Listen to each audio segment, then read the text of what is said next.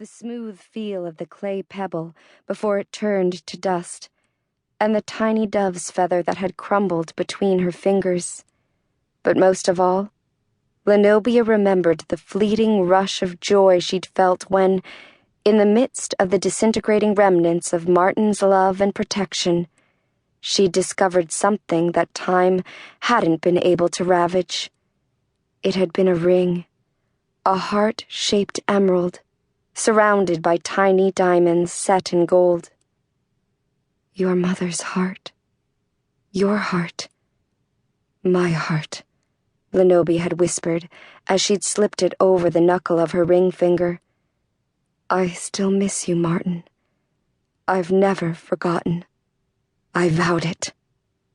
And then the dream memories rewound again, taking Zenobia back to Martin, only this time they weren't at sea finding one another in the cargo hold and falling in love. This memory was dark and terrible. Even dreaming, Zenobia knew the place and the date. New Orleans, March 21st, 1788, not long after sunset. The stables had exploded in fire, and Martin had saved her, carrying her from the flames. Oh no! Martin! No! Zenobia had screamed at him then. Now she whimpered, struggling to awaken before she had to relive the horrible end of the memory.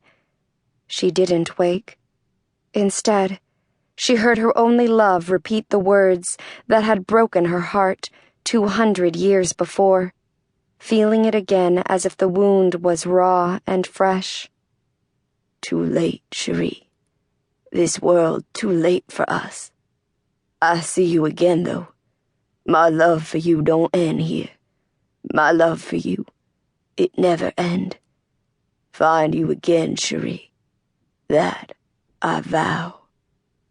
As Martin captured the evil human who had tried to enslave her, and then walked back into the flaming stables with him, saving Zenobia's life, the horse mistress was finally able to wake herself with a wrenching sob. She sat up in bed, and with a trembling hand, brushed her sweat-soaked hair from her face. Zenobia's first waking thought was for her mare. Through the psychic connection they shared, she could feel that Mujaji was agitated, almost panicked. Shh, my beauty. Go back to sleep. I am well, Zenobia spoke aloud, sending soothing feelings to the black mare with whom she had a special bond. Feeling guilty for upsetting Mujaji, she bowed her head and cradled her hand, twisting the emerald ring around and around her finger. Stop being so foolish, Zenobia told herself firmly. It was just a dream. I am safe. I am not back there. What happened then cannot hurt me more than it already has, Zenobia lied to herself. I can be hurt again. If Martin has come back, really come back, my heart can be hurt again. Another sob tried to escape from Zenobia, but she pressed her lips together and forced her emotions under control.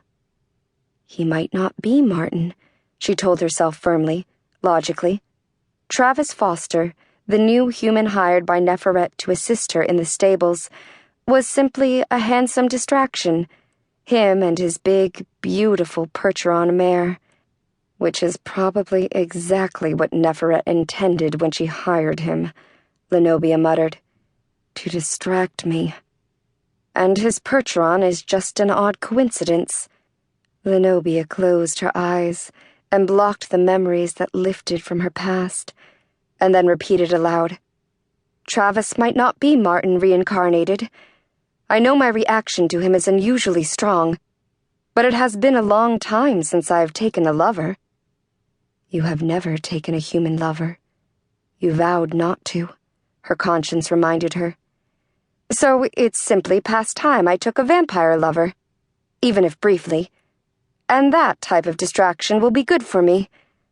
Zenobia tried to busy her imagination with considering and then rejecting a list of handsome son of Erebus warriors, her mind's eye not seeing their strong, muscular bodies, but instead